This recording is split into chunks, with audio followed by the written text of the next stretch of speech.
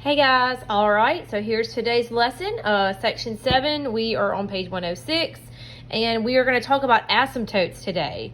All right, so asymptotes. What in the world is an asymptote? Well, an asymptote, when you were talking about a graph, it's basically a hole or a place in the graph where it doesn't exist, okay? For example, I'm going to just kind of make a graph up, and I'm going to write it over here to the side. Y equals 1 over x minus 1. Okay, well, y'all are familiar enough with math type things that by now you've kind of figured out you can't have 0 in the denominator of a fraction because it makes it undefined, because you can't divide by 0. So like, for example, right here, if you put 1 in for x, 1 minus 1 is 0, which is not good for the bottom.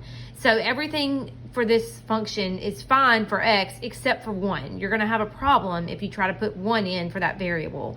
And watch what happens when you graph. Okay, what did I see? Let's see, 1 over x minus 1. Let's type that in. Okay, hold on. 1 over x minus 1. And there we go, sorry. And then let's watch it graph. All right, we're going along, everything's smooth, and then, ooh, we get to 1, and 1 is a problem, right? So if you are talking about the line x equals 1 is a vertical line that would be all right up, and if I had the smartboard, I could draw it, but we're all up and down here. This thing was going along, this little blue line was going along swimmingly, and then all of a sudden we got to x equals 1 from both sides, and it's not having it, right? It doesn't exist there at that spot.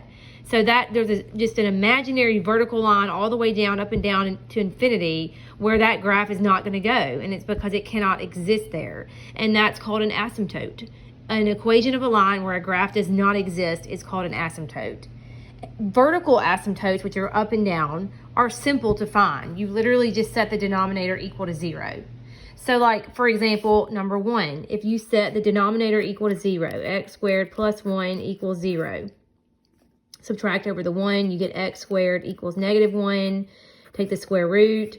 You get, square root of negative 1 is like 1i. I don't know if you remember that from Algebra 2, but that's an imaginary number. So if you get an imaginary number, then you just cross that out. There is no vertical asymptote.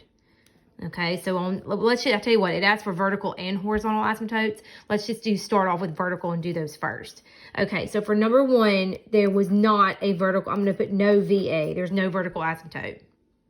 Okay, number 2, if you set x plus 1 equal to 0, remember, all you do for a vertical asymptote is just set the denominator equal to 0. You get x equals negative 1. Okay, so x equals negative 1 is your vertical asymptote. All right, same thing with number 3. You're going to set x plus 1 equal to 0. Of course, you're going to get negative 1. Set x minus 2 equal to 0. You're going to get x equals positive 2. That particular problem has 2 vertical asymptotes. So those are our vertical asymptotes there. Okay, so I'm going to do another video and show you how to find horizontal.